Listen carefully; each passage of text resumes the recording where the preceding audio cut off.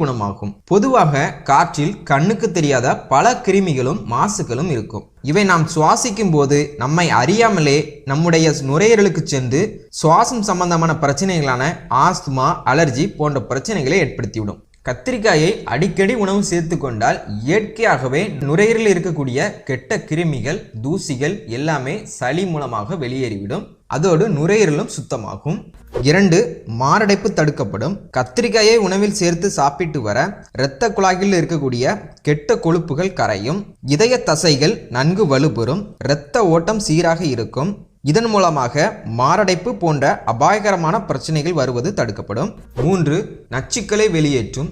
காய்கறிகளிலேயே ஒரு சூப்பரான detox soup அப்படின்னு பார்த்தீங்கன்னா அது கத்திரிக்காய் சூப்பாக தான் இருக்க முடியும். ஏன்னு பார்த்தீங்கன்னா இதில் இருக்கக்கூடிய ரசாயனங்கள் உடலில் இருக்கக்கூடிய கழிவுகள், அதாவது டாக்ஸின்களை எளிதில் வெளியேற்றும். வாரம் ஒரு முறை 4